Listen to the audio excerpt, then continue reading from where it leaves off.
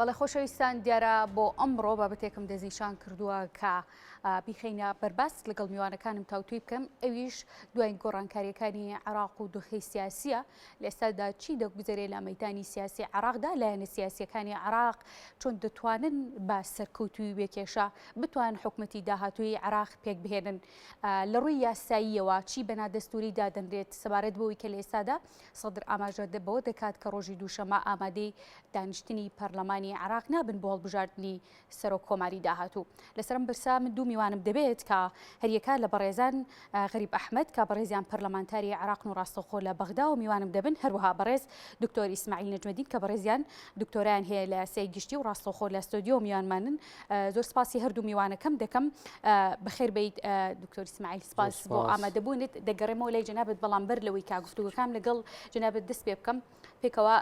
گوێبیستی هەندێک تێبینی و سەرنجی بەڕێز غەریب ئەحمەد دەبین کاک غەریب سپاس بۆ ئامادەبوون دووبارە بە شێوەیەکی گشتی دەمەوێت سەرنجی جەنابتان لەسەر کۆی پرۆسە سیاسیەکانی ئێستای عێراق بزانم. سڵاو جەنابتان لە کاکتۆر لە تەواو بینەران هەڵبەت ئەوەی کە ئێستا بینین لە دۆخێکدان کە وا بڕیارە بەیانی کە دەکاتە حوتی دوو جەلسەی پەرلەمانی عێراق بکرێت ئەم جەلسەیە بێگومان لای هەمووان ئاشکرایە کە جەلسەیەکە لەم چارچەوەدا کە سەرۆکی کۆمار دیاری بکرێ هەڵبژێردێت و لە ئێستادا کە ئەوەی دەبیندرێت لە شەقامی عێراقی ئەم بەرێککەوتنە بەتحاڵی بوون یاخود ئەم ئاڵۆزێکە لەناو بەشێک لە لایەنە سیاسەکانی عێراقدا هەیە و لە لایشاندا ئێمرەخ و کورد بەشێکی لەم مامەعە و کێشەیە بێگومان وای کردووە کە ڕۆژی دووشەم کە بانیەکات ڕۆژێک بێت بۆ خەڵکی عێراق هەم چاوەڕوانکرا و هەم ڕۆژێک بێت ناوی ڕۆژی مەئوسی بێ بۆ خەڵکی عێراق بۆی کە بینیمان لە تویتەری جەنابی سەید سەدر پەیامی بڵاوکراوێ ئەم پەیامە هاوشێوەی ئەم پەیامانەیە کە لە ڕابردوودا پێی ناسراوە سەدر کە لوعبەی سیاسی لە هەردوو خەکدا بێت ئەتوانێت لوعبەی سیاسی بخۆڵقێنێت و ئەوەی کە بۆ ئێمەش چاوەڕوانکراوە ئەوەیە کە بەیانی کە دەکاتەوە ڕۆژی حوتی دوو وەکو فراکسیۆنی نیشتیمانی کوردستان ئامادەین بۆی داخڵی جەلسەی پەرلەمان بین و لە ڕابردوو تا ئێستاش ئەوەی کە ئێمە کارمان لەسەر کردووە و لەگەڵ لایەنە سیاسەکانی عێراق و هەرێمیش تاوتیۆمان کردو ئەوەیە کە نیشتیمانی کوردستان بە پاکێجێک هاتە ناو مەیدانەکە و پاکێجە درێژە پێدەری هەمان پاکێجی بەرنامەیە کە لە ڕابردوودا جەنابی مام جەلال تەبەنی کردووە کە خۆی لا یەکریزی نێو خاچی عێراق و ناوی شانداری کوردستان دەگرتەوە ئیتر ئەوەی کە دەبینین پەیامی جیاواز لە کۆی ئەم کوتلانەی کە بەشدارن لە پەرلەمانی عێراق دەبیستێ و دەبینرێت و ئێمەش لە نیشتیمانی کوردستان ساز و ئامادەین بە هێزێکی معنەوی بەهێز مخاتەبەی ئەم ڕۆژاکەین و دەخوازین ئەم ڕۆژە ڕۆژێک بێت لە سایدا خەڵکی عێراق ئەوەی کە لە ڕابردوودا شەقامیان لێگر بوو بتوانێت لەم ڕۆژەدا ئیتر سکونایی بۆ خەڵکی عێراق بێت و بتواندرێت ئەم لعبە سیاسی کە لەگەڵ خەڵکی عێراق دەکرێت لەلایەن هەندێک لایەنە سیاسی هەم لە عێراق و هەم لە هەرێمیش بە کۆتا بکات و عێراقێک حکوومەتێک تەشکیل بێت لە سایدا کۆی لایەنەکان لی ئاسوودا و لی مرتاح بنەوە بتوانن تەبەنی حکوومەتێک بکەن گزارش لە داخوازی خەڵکی عێراق و هەرێمی کوردستان بکات. باشە کاک غەریب دەگەڕێمەوەلات بەڵام میوانێکی ترم هەیە پێکەوە لەگەڵ ئەمیشتا گوێبیستی ڕابوچوونەکانی دەبین لە ڕووی یاساییەوە دکتۆر ئیسماعیل سەبارەت بەوەی کە لێسادا موقتەدا سەدر باسی لەوە کردو ئەوەی کە دوایین گۆڕانکاریە لەسەر ڕای سەدریەکان ئەوەیە کە بەشداری دانیشتنەکەی ڕۆژی دووشەمە ناکەن ئەمە لە ڕووی یاساییەوە لە ڕووی دەستوریەوە ڕێگە پێدراوە. بەڵێ زۆر سپاس بۆ جەنابتان دیارە جەنابەت پێشەکێکە دوا دەست پێ کرد کە ئەمە ڕوونکردنەوەی یاسایی لەسەر ئەو بابەتە بم و خۆمان بە دوور بگرین لە ڕوونکردنەوەی سیاسی و هەڵسەنگاندنی سیاسی کە و بەدەرە لە تایبەتمەندی ئێمە ئەوەی کە بەشداریکردن لە دانیشتنەکانی پەرلەمان یان بەشداری نەکردن لە دانیشتنەکانی پەرلەمان مافێکی ئەندامانی پەرلەمانە ئەتوانن بەشدار بن یان بەشداری نەکەن جا بانگەشەکردن بۆ بەشداری نەکردن لە دانیشتنی هەڵبژاردننی سەرۆک کۆمار لەلایەن موقتەدا سەدر ئەمە ئەوەی لێ بخێنرێتەوە کە ینی ئەوەندەی خیتابێکی سیاسیە ئەوەندە خیتابێکی یاسایی نییە و ئەچێتە چوارچێوەی گەیاندنی پەیامی سیاسی بۆ لایەنەکانی تری بەشدار بوو لە پەرلەمانی عێراق. بەڵێ سەبارەت بەوەی کە ئێستا دەنگۆیەکێ باسێکەیە کە ڕەنگە هەوڵی ئەوە بدرێت کە دووبارە دەرگای خۆپاڵاوتن بۆ پۆستی سەر و کۆمار بکرێتەوە لە ڕووی یاساییەوە ئەو لە ڕووی دەستوریەوە بەپێی ئەوەی کە جەنابەت پسپۆڕیەکەت لە ڕووی یاسا و قانونا هەیە دەبێت بزانم ئەمە یاساییە ئەو دەنگۆی کە باز دەکرێت دووبارە لە پاژەوەی کە دەرگای خۆپاڵاوتن داخرا و دووبارە دەرگا بکرێتەوە بۆ خۆڵە پاڵاوتن بۆ پۆستە؟ بەڵێ طبعا بۆ وەڵامدانەوەی پرسیارە من ئەمەوێ بە دوو بەش وەڵامی بمەوە سەبارەت بە بەشی یەکەم ئێمە گەردەقەکانی دەستور یان یاسای هەڵبژاردننی سەرۆک کۆمار بخوێنینەوە هیچ دقیقی ڕوونمان نییە پێمان بڵێ کە گەڕیتر هەیە بۆ خۆ کاندیدکردنەوە بۆ سەرۆک کۆمار ئەوەی کە دیاری کراوە لە دەستورەکە و لە قانونەکەشە دەستیشان کراوە و جێگیر کراوە یەک جار لە سەرۆکایەتی ئەنجومەی نوێنرانەوە لە ماوەی 3 ڕۆژدا ئەلانێکەکە بۆ لە ماوەی 3 ڕۆژدا هەڵبژاردننی سەرۆکایەتی ئەنجومەنی نوێنرانەوە کە ئەو کەسانەی مەرجیانتیایە و خوازیاری خۆ کاندیدکردن خۆیان کاندید بکەن. بەڕاستی پێگەی سەرۆک کۆمار جیاواز لە سەرۆکی ئەنجومەنی وەزیران پێگەیەک نییە کە دەستورەکە مەخرەجێکی تریدا نابێ ینی گەڕیتر هەبێ ینی بۆ نمونە مرەشەحی سەرۆک وەزیران کاتێک نەیتوانی متمانەی ئەنجومەی نوێنران بەدەستبێنێ ئەو کاتە سەرۆک کۆمار بژاردەی تری لەبەردەستایە بۆ ئەوی کەسی تر ناوزەدە بکە و بۆ ئەوەی بتوانێت متمانەی ئەنجومەی نوێنران ئەو جۆرە چارەسەرەمان بۆ پۆستی سەرۆک کۆمار نییە. پۆستی سەرۆک کۆمار مەفروزە لە جەلسەی هەڵبژاردننی سەرۆک کۆمارە یەکلایی بکرێتەوە و ئەگەر پرسیاری جەنابیشت ئەوە بێ کە ئەگەر لەو جەلسەیە سەرۆک کۆمار نەتوانرا هەڵبژاردننی بۆ بکرێ بەهۆی ئامادەنەبوونی نیسابی یاسایی پێویستەوە هەرچەند دەستورەکە پێمان ئەڵێ لە ماوەی 30 ڕۆژ ئەبێ هەڵبژێڕێ بەڵام دادگای باڵای فدرالی لە ساڵی 2010 بە بڕیارێکی تەفسیری ژمارە 51 ئەوەی یەکلا کردوێتەوە کە ینی ئەو 30 ڕۆژێک کە دانراوە مدەیەکی تەنزیمیە ئەکرێ ئەنجومەی نوێنران دانیشتەکە تەجیل بکە تاوەکو لە کاتێکی ترە بتوانرێ ئەو زۆری نەداواکراوەی دەستور تحقیق بێ و سەرۆک کۆمار تێدا هەڵبژێڕێت. باشە بابەتێکەیە گەر هەڵە نەبم لە کۆی مادە یاساییەکان کە لە دادگای فیدراڵ و لە کۆی یاساکانی عێراقدا هەیە سەبارەت بەوەی کە لە مادەی 72 پێم وابێ کە سەرۆک کۆمار دەتوانێت لە دوای ئەوەی لە دوای 30 ڕۆژەکەیش کە کەسێک دەستنیشان دەکرا بۆ سەرۆک کۆماری عێراق لە کارەکانی خۆی دابمێنێتەوە. بەزەبێت دروستە ئەم بابەتە چۆنە دەتوانرێت هەموار بکرێتەوە یاساکان یان چی؟ ئەوەی کە مەبەستی جەنابتە ئایا سەرۆک کۆمار وەکو سەرۆک وەزیران و وەزیرەکان ئەبێتە سەرۆک کۆمارێکی کاربەڕێکرد دوایەوەی کە نەتوانرا هەڵبژاردننی بۆ بکرێت دەستور و یاسای هەڵبژاردننی سەرۆک کۆمار بە تایبەتی یاساکە لە مادەی 13 تەکیدی لە حکمی دەستوری کردوێتەوە کە سەرۆک کۆمار بەردەوام دەبێ تا جەلسەی هەڵبژاردننی سەرۆک کۆمار و ئەگەر ئەو جەلسەیەش کاربەڕەکەریش نییە چونکە ئەسڵەن ئێمە خۆمان نەزانین بە گوێرەی دەستور و زۆر جاریش ئەوان ئەوە باس کراوە کە پێگەی سەرۆک کۆمار پێگەیەکی خاوەن دەسەڵاتی فعلی نییە وەکو سەرۆکی ئەنجومەنی وەزیران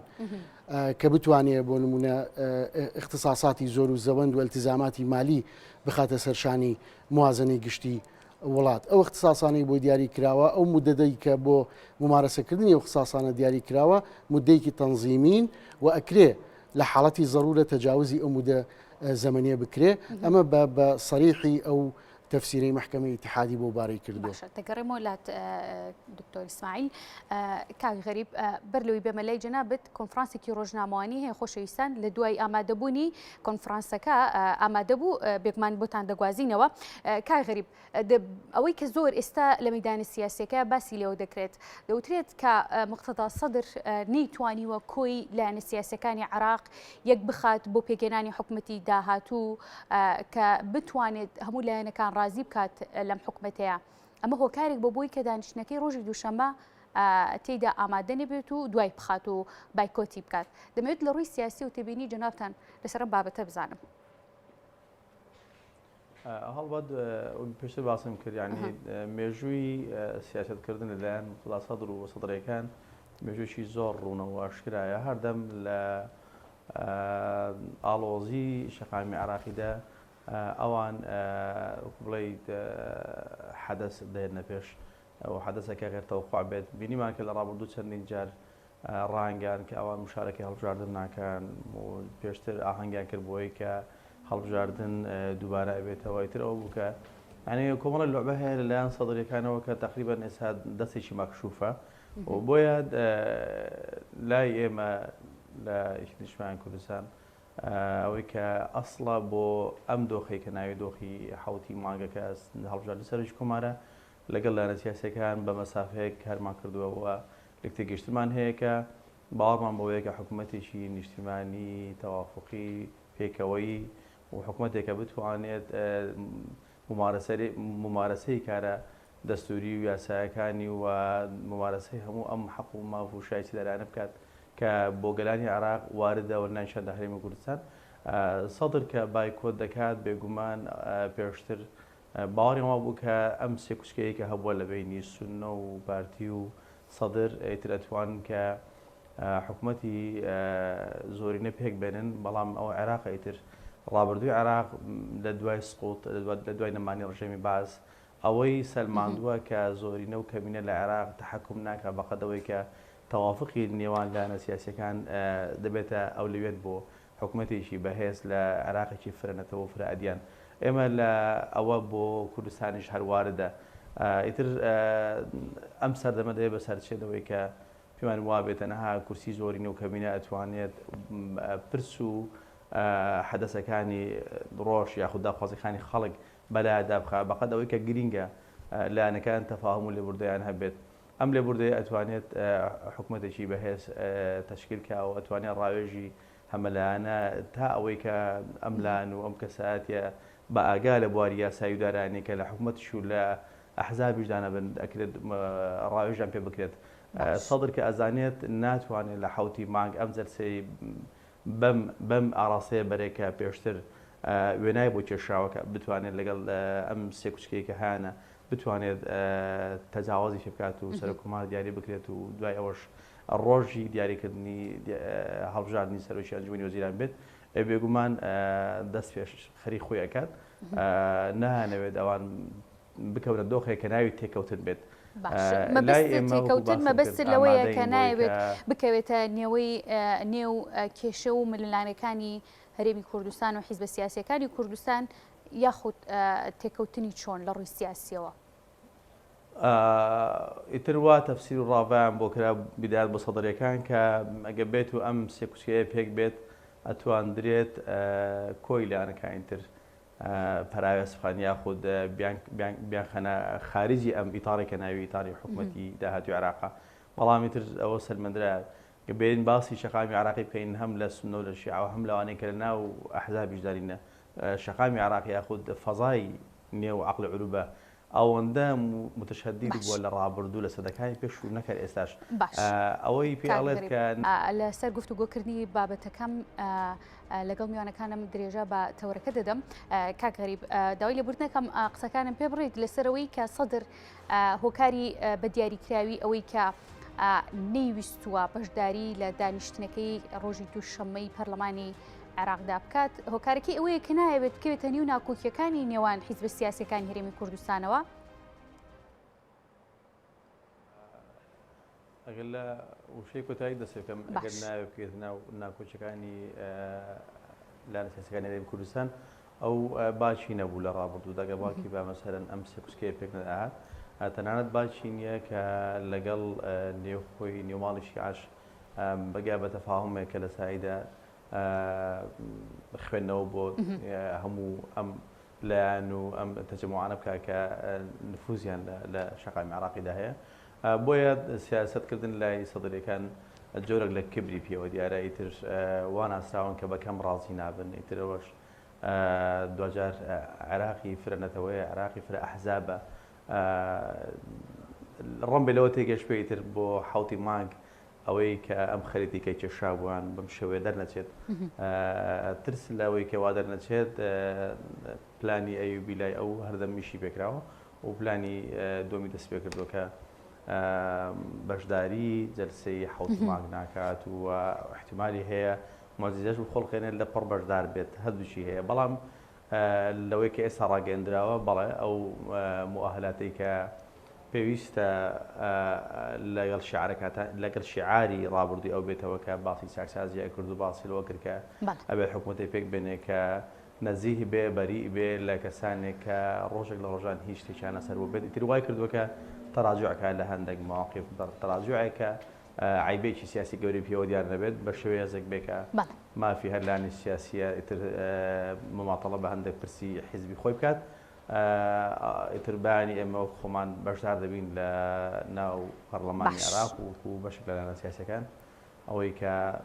خوددا لە کولی حادث حەدیث زۆر باشە دەگەڕێمە وڵات کاک دکتۆر ئیسماعیل سەبارەت بەوەی کە دوای ئەوەی سەر گفتوگۆکان باسەکان ئەوەیە کە دەتوانرێت لە دوای ئەوەی کە دانیشتنی پەرلەمان کە ڕۆژی دووشەممەیە لە کاتی خۆیان ساز نەکرێت و ڕێنەکەوتن لەسەر کاندید یەک کاندید کۆی لایەنە سیاسیەکان دادگای فیدراڵی دەتوانێت یاخود لە ڕێگەی دادگای فیدراڵیەوە دەتوانرێت دووبارە کاندیدی نوێ دەستنیشان بکرێتەوە بۆ پۆستی سەرۆک کۆمار لە ڕووی یاسایی و ئەم بابەتە چۆنە؟ وەک پێشتر باسم کرد لە دەستور و لە یاساکە بەڕوونی معالەجێ و حاڵەتی بۆ نەکردوین و هەرچ کاتێک ناڕوونیەک لە دەستورە هەبێ حکمێک بەوازحی لە دەستورە نەهاتبێ لایەن یەکلاکەرەوە دادگای باڵای فدرالیە بێ ئەو کاتە پەنا بۆ دادگای باڵای فدرالی ئەبرێ بۆ چارەسەرکردنی ئەو بابەتە. ئەگەرچی لەو حاڵەتەی ئێستا ئێمە بەرەو ڕووین مڕەشەحەکان یان کاندیدەکان معلومن دیارین و پرۆسەکە ئەتوانرێ لە کاتی خۆیە ئەنجام بدرێ و ئەگەر دانیشتنەکەی سبینێ لەبەر تەواو نەبوونی نیساب گرێ نەدرا ئەو کاتە وەگوتم محکمەی اتحادی پێشووتر و توێتی کە ئەمە تەوقیتاتێکی تەنزیمیە و ئەو دانیشتنە ئەکرێت دوا بخرێ و بە گوێرەی نظامی داخلی ئەنجومەی نوێرانیش دانیشتنەکە لە کاتی خۆیە ئەگە نیساب تەواو نەبوو نیم ساعات دوا ئەخرێت بۆ ماوەی 30 خولەک دوا ئەخرێت دانیشتەکە ئەگەر هەر نیسابەکە دروست نەبوو ئەو کاتە سەرۆکاتی ئەنجومەی نوێران دوایەخا بۆ کاتێکی تر. باشە دەستکاری ئەو مادەیە ئەکرێت کە تێیدا هاتبێت ئەگەر نیسابی پەرلەمانی بەپی پێویست نەبوو یاخود تەواو نەبوو دواتر چی دەکرێت دەتوانرێت دەستکاری ئەو مادە قانونیانە بکرێتەوە کاتوە ئەم بابەتە ڕاستە لە عێراق بابەتێکی نوێیە لە وڵاتی لوبنان بە هەمان شێوە بۆ هەڵبژاردننی سەرۆک کۆمار لەبەرەوەی هەم وڵاتی لوبنان هەم عێراق زیاتر کار بەوە ئەکەن کە پێکاتەکان جۆرێک لە تەوافقیان هەبێ بۆ هەر سێ سەرۆکایەتێکە و بە تایبەتی سەرۆک کۆمار چونکە لە سەرۆک کۆمارە ئێمە پێویستمان بە دوو لە سەرسەی دەنگەکانە ینی ئەو جەلسە بەردەوام دووبارە ئەکرێتەوە تەجیلەکەی تاوەکو نیساب تحقیق بێ و بەر لە تحقیقی نیساب و دڵنیایی بوون تاوەکو تەوافقێک لەسەر دیاریکردنی کەسێک یان ئەنجامدانی هەڵبژاردن بۆ جەلسەیەک لە جەلسەیەکی داهاتوە. دکتۆر ئیسماعیل دواخستنی کۆی دانیشتنەکەی یاساییە و تا چەند جار ئەگەر دانیشتەکان دوا بخرێت قانون ڕێگەی پێدا دەستور و قانون دیاری نەکردووە و دواخستنەکانیش مەقاتیە یعنی ئەو یاسایە مەجالی گۆڕانکاری دیاری نەکردووە. باشە دەگەڕێمەوە وڵات دکتۆر کاک غەریب لەسەر پرسی ئەوەی کە لێسادا لایەنە سیاسیەکان باز لەوە دەکەن کە ڕەنگە ئەمە دەرفەتێک بێت درابێت بۆ ئەوەی کە کۆی لایەنە سیاسیەکان بتوانن لەسەر کاندیدێک ڕێک بکەون بە تایبەتی لایەنە سیاسیەکانی هەرێمی کوردستان و کۆی حیزبە سیاسیەکانی عێراقیش بۆی کە گۆڕانکاری لە کاندیدەکان بکەن دەشێت بابەتێکی لەم جۆرە بێتە ئاراوە؟ ئەوەی کە دیارە هەم سونە هەمیش نێوماڵی شیعە ئەوان محکوم یاخود مکەلەفین بۆی کە سەرۆکی کۆمار کاندیدکەن بۆ ئەوانە یان لە ئەوانە یان کاندی ئەوانە ئەوەی کە وازە هەڕوونە پۆستی سەرۆک کۆمار بۆ کووردە لە کوردیشدا ئەیشرەوە کوعفەکی یاسایی و ئاسایی و سیاسی لە هاتووەکە بۆچی نیشتمان کوردستان بووە و لە مقابل ئەوەی کە سەرۆکی کۆمار بۆچی نیشتمان کوردستان بووە بەشە خێر نەبووە و چۆن دەڵێ خاترخواهی نەبووە لە مقابل لە سەرۆکی هەرێمی کوردستان و جێگیری سەرۆکی حکوومەت هەرێمی کوردستان و ئیتر لە حکوومەتی عێراقی وەزیری خارجی و تر هەمووانە پشکی لایانی بەرامبەر بۆیە لەسەر ئەوە ناوەستێت کە مەجال بدرێت چۆن ساغ بنەوە لەسەر کاندیدێکی هەمەلایەنە کە پێڕازی بن نەخێرەوە ڕەبتی بە نێوماڵی نیشتیمانی کوردستانەوە هەیە کە کاندیدی ڕاگەیاندووە کاندید پێشکەشەکات ئیتر هەر لایەنێکی تری سیاسی هەرێمی کوردستانیش کاندید تەقدیمەکەن جۆرێکە لە پەرتەوازەی نێوماڵی کورد و لای ئێمە گرنگ بۆ لە ڕابردوو ئێستاشەوەیە کە چۆن بتوانین وەرەقەیەک بینە پێتان وایە لایەنە سیاسیەکان بگەنە سازان لە دوا ساتەکاندا بۆ پۆستی سەر و کۆمار لایەنە سیاسیەکان ئێستاوەی کە بەنسبەت ئێمە جێی هەڵوەستای ئەوەیە وەکو کورد بڕیار بوو ئەو بڕیارەش بڕیارێکی سەرەتاییە و بەڵکو بڕیارێک بۆ کە مێژووی تەوافقی هەیە لە بینی جەنابی مام جەلال و کاک مەسعود کە بەیەکەوە چۆن بتوان ڕێبکەن لە هەرێم و لە ئەم پشکێکە لە حکوومەتی عێراقیشدا هەیە ئیتر ئەوە ڕەبتی پتر بە نێوخۆی ماڵی کوردەوە هەیە تا ئەوەی کە ڕەبتی بێرەوە هەبێت ئەگەر چی بەڵێت ئەو تویتەی سەدریش زۆر ڕوونە و واضحە کە باستەوە کات ئەبێت دەڵێ هەر کاندیدێک بۆ سەرۆکی کۆمار کە پێشکەش ئەکرێت ئەبێ نەزیح بێ ئەبێت 1 2 3 إلى آخره ئەم شەرت مەرجانیتی بێت ئەوەی کە باسیەکە لە کاندیدی یەکێتی نیشتیمانی کوردستاندا بە زیادەوە تەواجودی هەیە و تێیدا هەیە و ئیتر ئەم فکرانەشی بڕیوە لە ڕابردوودا و بۆتە ئەم خاڵەی کە عێراقیەکان پێڕازی بن و لە ڕابردوودا و تا ئێستاش سەرۆکایەتی کۆمار کرد لە لای نیشتیمانی کوردستان بە ڕۆڵی تەفاهم و مەسافەی لە تێگەشتنی بۆ نێو ماڵی باشە ئەوەی هەیە کە لە ئێستادا تەنها کورد نییە کە ڕێک نەکەوت بن لەسەر پۆستی سەر و کۆمار و بە کۆدەنگیەکی گشتی نەچوو بێتنە بەغدا بۆ ئەم پرسا بەڵکو لە ئێستادا لە بەغداش بە دیاریکراوی لایەنی شیعە بوونەتە دووبەرە پێتان وایە وڵاتانی دیکە و نێودەوڵەتی و هەرێمی و دراوسێ ڕۆڵیان هەبێ بۆی خستنی هەریەکە بە تایبەتی ناکۆکیەکە لە نێوان سەدر و نووری مالیکیدایە بۆ یەکخستنی ئەم دوو کەسایەتی سیاسی عێراق بەس عێراق نییە کە وڵاتانی ئیقلیم تەدەخلاتی شێبەژێرانتیدا هەیە وڵاتانی تری عەرەبیش محکومن بۆی کە وڵاتانی زل هەیە لە جیهاندا ڕۆڵ و کاریگەری خوانتیدا هەیە لەم حەدەسانی کە دەنێ پێشەو لە شێوازی دەوڵەتداریان بۆیە عێراق زیاتر مؤهلە بۆەوەی بە حکومەوەی کە فرەنەتەوەیە فرەدیانە ئیتر ئەم سێ پێکاتەی سەرێکیکە هەیە کورد و شیعە و سونە ینی وای کردووە کە معەڕەز بۆی کە زیاتر کاکەریب دەمەوێت بە کورتی سەرنجی تۆ لەسەرمە بزانم بە دیاریکراوی ئێران ڕۆڵی دەبێت لەوەی کە هەریەکە لە سەدر و مالیکی ڕێک بخات بۆ پێگەێنان و زوو بەڕێکردنی پێگەێنانی کابینەی نوێی حکوومەتی عێراق تا ئێرەوەی کە لە سەدرەکانە بیستین هیچ تەسامحێک پێشە نادەن سەبارەت بە تەفاهم لەگەڵ مالیکی و ئێرانیش لای گرینگە کە ساحەیە دروستکات کە ناوی تەفاهم بێت لە نێو ماڵی شیعەدا ممکن نییە لێ بگەڕێتەوە بیەوێت نێوماڵی شیعە بم شازە پەرتەوازێک کە ئێستا هەیە زیاتر بەردەوام بێت بەوە نامێنێتەوە کە تەنها سەرۆکی کۆمار و ئەنجومەنی وەزیران و إلى آخره ئیشەیە بەڵکو سەر دەکێشێ بۆی کە لێیان پشوێت دوای بووان نەوەسێتەوە بۆیە بەڵێ ئێران هەم ڕۆڵ و کاریگەریشی لە مێژوگنەی هەیە لە ناو ساحەی شەقامی عێراقیدا و هەم دەشی بێت و هەم بێگومان وڵاتانی ئەوروپیشەوە خۆتان نەزانن ئەمریکا ڕۆڵی کاریگەر و حەسمی هەبووە لە ڕابردوو و ئێستاش هەدەی بێت ئەوەی کە گرینگە دیسان تاکید لێ دەکەمەوە سەدر جۆرێک لە کبر بەرێخەی گرتووە ئیتر ئەم کبرێ وای کردوەکان بەکەم ڕازی نەبێت و ئەم تەوقعی کە هاتە پێش سەبارەت بە بەشداری نەکردنیان خەوفێکە لەوەی کە خەونی چەند مانگی ڕابردوویان ڕۆم بێتی هەوڵ دەدەم گەر کاتم مایەوە بگەڕێمەوە لات پرسیاری دیکەدا ڕاستە بکەم پرسیارم هەیە لەسەرم بابەتە دکتۆر ئیسماعیل ئەوەی باس دەکرێت کە زۆر جار فەراغێکی دەستوری هەیە لە کۆی بابەتە سیاسیەکان لە ناو عێراقدا پێتان وایە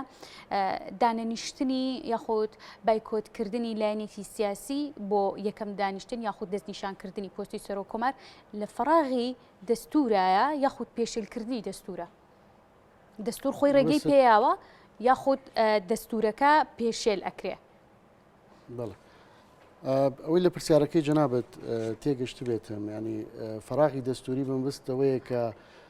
پەرلەمانی عێراق یان ئەنجومەی نوێرانی عێراق موفق نەبێ لە هەڵبژاردننی سەرۆک کۆمار ئایا فەراغێکی دەستوری دروستە بێ؟ بەڕاستی فەراغی دەستوری بە نەزەری من دروست نابێ چونکە سەرۆک کۆمار لە کارەکانی خۆی بەردەوامە و سەرۆکی حکوومەت و وەزیرەکانیش حکوومەتێکی کار بەڕێکردن. بۆیە دەستورەکە هەر لە کاتی دانانیە ئەوەی لە بەرچاو گرتووە کە ئەبێ سەرۆک کۆمار تەوافقێکی نیشتیمانی هەبێ بۆ هەڵبژاردننی سەرۆک کۆمار بە دلیلی ئەوەی ینی دانیشتنی سەرۆکی ئەنجومەن ینی متمانەدان بە سەرۆکی ئەنجومەنی وەزیران بە زۆرینەی ڕەهایە بەڵام هەڵبژاردننی سەرۆک کۆمار بە دوو لە سەرسەی دەنگەکانە. طبعاً ئەم کارە بەرمەبنای ئەوە نییە کە پێگەی سەرۆک کۆمار گرنگتر بێ لە پێکەی سەرۆکی ئەنجومەنی وەزیران. بەرمەبنای ئەوەیە کە سەرۆک کۆمار هەڵبژاردننی سەرۆک کۆمار زۆر لە گریەکانی پێکاتنی دەسەڵاتەکان ئەکاتەوە. ینی تۆ تا سەرۆک کۆمار هەڵ نەبژێرێ سەرۆک کۆماری ئێستا ناتوانێت تەکلیفی کەسێک بکات بۆ یان مرەشەحی گەورەترین کوتلەی پەرلەمانی بکات بۆ پێکێنانی حکوومەت. باشە گەر بکرێ بە کورتی دکتۆر ئیسماعیل بە حکومەوەی کاتم نەماوە لە دوای ئەم ماوە دەستوری کە تەواو بووە 30 ڕۆژەکەیە کە بەیانی کۆتایی دێت بۆ دەستنیشانکردنی سەرۆک کۆمار لەم نێوەندەیە قانون و یاسای و دادگای فیدراڵی عێراق جێگراوەتەوە کە بتوانرێت کەسێکی کە بۆ پۆستەکە دەستنیشان بکرێ؟ ئەمە ناڵین کەسی ئەمە کە جلسەی ئەنجومەنی نوێنەران سبەینێ بتوانێت تحقیقی نیساب بکە مەفروزە سەرۆک کۆماری تیا هەڵبژێرێ بۆ چونکە مەخرەجی داناوە ینی ئەو مادەیە مادەیەکی داخراو نییە کە ینی دوو لە سەرسێ بەشداری دەنگدانیان کرد مەفروزە لەو سەرەوە تۆ بە سەرۆک کۆمارێک و بێتە دەرەوە. من زۆر سپاسی ئامادەبوونتانەکەم سپاس بۆ هەریەک لە میوانەکانم بەڕێز دکتۆر ئیسماعیل نەجمەدین کە بەڕێزیان دکتۆریان هەیە لە یاسای گشتی و ڕاستەخۆ لە ستۆدیۆ میوانمان بوون بۆ هەروەها بەڕێز غەریب ئەحمەد کا بەڕێزیان پەرلەمانتاری عێراقن و ڕاستەخۆ لە بەغداوە لەگەڵمان بوون. زۆر سپاس بۆ ئامادەبوونی هەردووکتان دووبارە خۆشەویستان سپاس بۆ ئێوەش کە تا ئێستا بینەرمان بوون.